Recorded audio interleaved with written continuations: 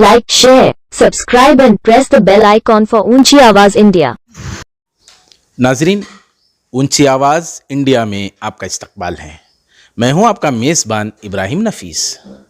लहू है मेरा शफ़क़ जिसको तुम समझते हो, लहू है मेरा शफ़क़ जिसको तुम समझते हो, वगरना दहर में कौन उसको पूछता होगा। नज़र मिला के ना मुँह फेर मुझसे ऐ ज़ालिम, मेरा ये दिल तेरी तस्वीर खींचता होगा। यकीनन यही ज़बान का कमाल है, ज़बान उर्दू की वो अपनाइयत, ज़बान उर्दू की वो चाहत, ज़बान उर्दू में जो मिठास, ज़बान उर्दू में जो चाशनी है, शायद के दुनिया की किसी दूसरी ज़बान में वो चाशनी मौजूद है। ये ज़बान वो ज़बान है जो आज़ादी के मौके पर मुजाहिदीन आज़ादी को इनकलाब ज़िंदाबाद का नारा अता करती है।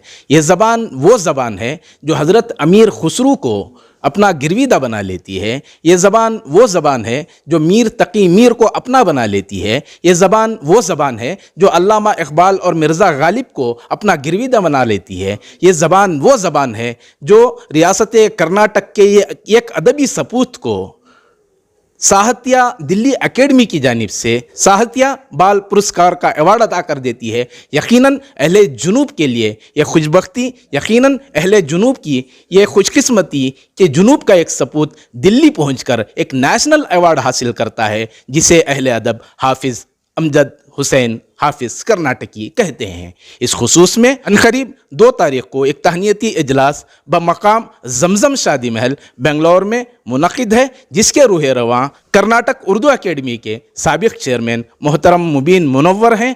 जानते हैं मुबीन मुनव्वर से कि इस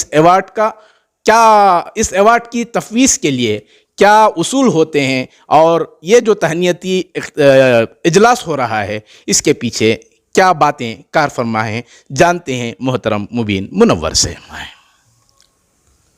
सबसे पहले तो मैं समीम क़ल्ब से हाफिज़ अमजद हुसैन कर्नाटकी साहब को दिल की गहराइयों से मुबारकबाद पेश करता हूँ, जिन्हें अल्लाह ने इस अवार्ड से नवाजा है। ये अवार्ड की खुसूसियत और अहमियत ऐसी है कि शायद ही कोई वहाँ तक पहुँच पाए। आज तक जहाँ तक मैं समझता हूँ, जुनूबी हिंदुस्तान से ही नहीं बल्कि शुमाली हिंदुस्तान से भी ये अवार्ड किसी को नहीं मिला है। बहुत बड़ी बात है। सबसे बड़ी बात तो ये है कि आज के इस पुराशोभ दौर में, उर्दू के दुश्मनों के दौर में, एक कर्नाटक से हाफिज़, आलिम, मौलवी, जो एक बहुत ही अच्छा मदरसा भी चलाते हैं, स्कूल भी चलाते हैं, उस्ताद भी हैं, उनको उनकी काविशों पर जो इस इनाम से नवाजा गया है, मैं समझता हूँ ये इनाम भी उनके लिए बहुत कम है। वो इसलिए कि मैंने बनफ्से नफीस अपनी आँखों से उनके शहर में उनकी कारकर्दगियों को देखा तो बहुत ही मसरत हुई कि एक इंसान उर्दू के तई इतनी मोहब्बत रखता है, इतने बड़े बड़े काम करता है। सबसे पहले तो उन्होंने चिल्ड्रंस एकेडमी नाम की एक एकेडमी बनाई और उस एकेडमी के तहत उन्होंने कई बच्चों को, यहाँ तक के कई बच्चों को वहाँ से फारिगीन में से शायर भी बना दिया। तो शायर अतफाल की हैसियत से भी आपको पहचाना जाता है। उसी पर तो अवार्ड मिला है, बाल पुरस्कार तो वही है।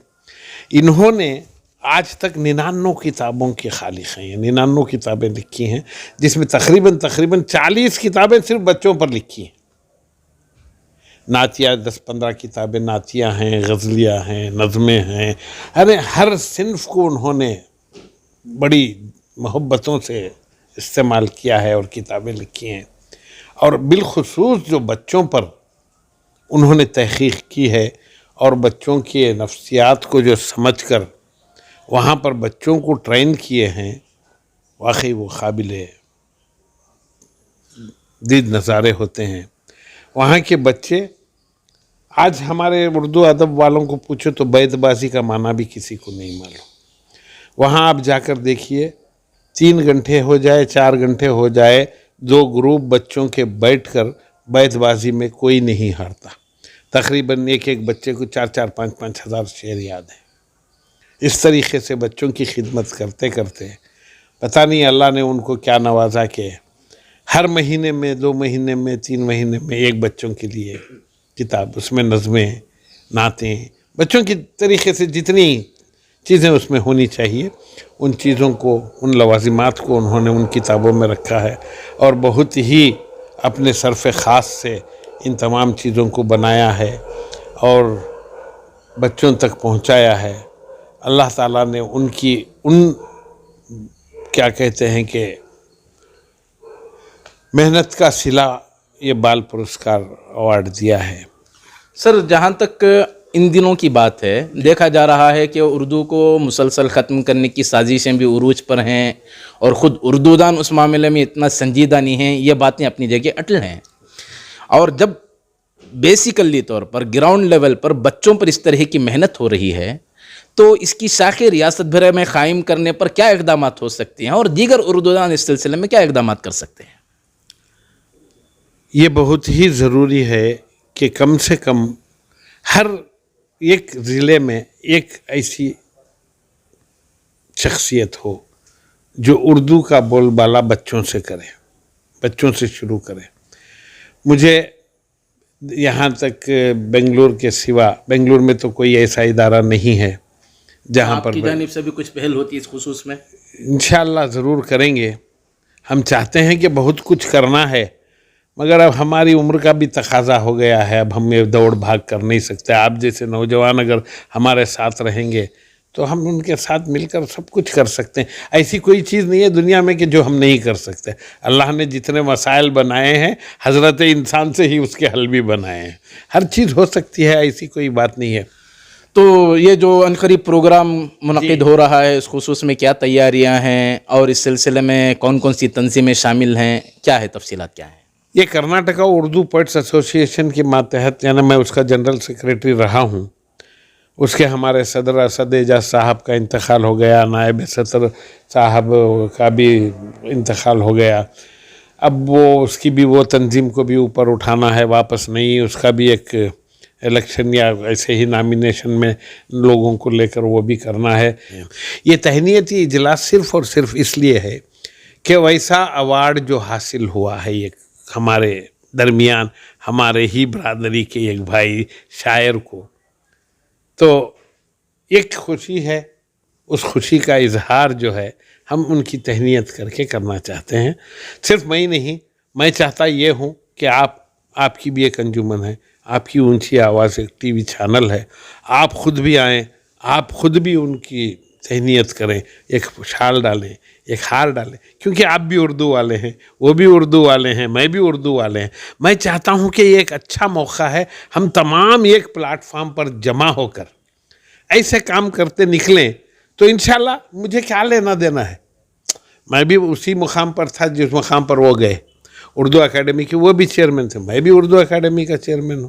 مجھے کیا لینا ہے کہ بھئی جا کے ان کی یہ کروں، مگر میں اس لیے کر رہا ہوں کہ آنے والی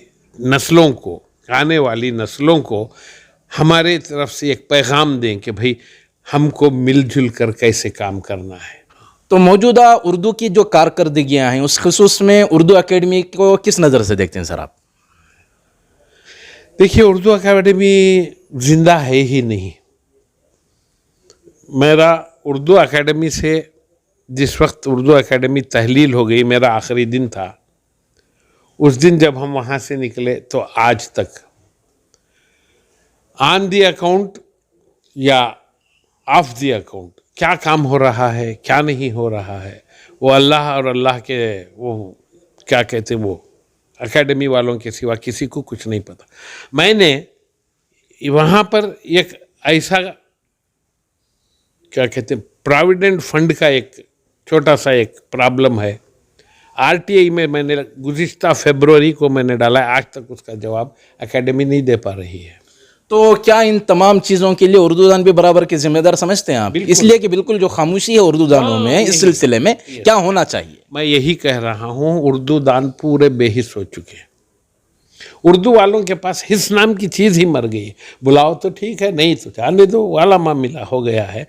हमको ये दूर करना है, इसीलिए मैंने ये काम की शुरुआत की है कि जहाँ किसी को सराहा गया तो उसको हम सब मिलकर सराहें। एक आप हैं, आपको भी, आप इतने दिनों से छोटा अखबार चला रहे हैं, चला के आ रहे हैं, जिन जिन तूफ़ानों से जिन जिन मुश्किलात का सामना आपने किया है वो सिर्फ आप जानते हैं। अब उसके बावजूद आपका एक एक इंटरव्यू मैंने देख रहा था कि आजकल नए नए लोग ऐसे भी आ गए हैं कि मीडिया को भी बदनाम कर रहे हैं। आपने अलल ऐलान उनको कहा था कि ये सब जो कर रहे हैं वो गलत कर रहे हैं। ये हिम्मत होनी चाहिए, ये ताकत होनी चाहिए। हम इन तमाम चीज़ों को लेकर आगे बढ़ेंगे तो दुनिया झुकती है, झुकाने वाला चाहिए। तमाम को अपने दिलों की कदूरतों को, हसद को दूर करके हम सबको मिलकर काम करना चाहिए। मैं इसीलिए ये काम की पहल किया। तो नाजरीन, ये थे मोहतरम मुबीन मुनव्वर, जो साबिक चेयरमैन हैं उर्दू एकेडमी कर्नाटक के, तो जिनके एहसासात ये हैं कि जीते जी फनकार को जिस तरह टांग पकड़कर खींचने की रिवायतें इन दिनों आम हैं, उन तमाम चीज़ों को तर्क करके फनकार की जीते जी उसकी कदरदानी या जीते जी उसके एजाज़ात के सिलसिले में कौम को पहल करना चाहिए। यही वक्त की अहम ज़रूरत है।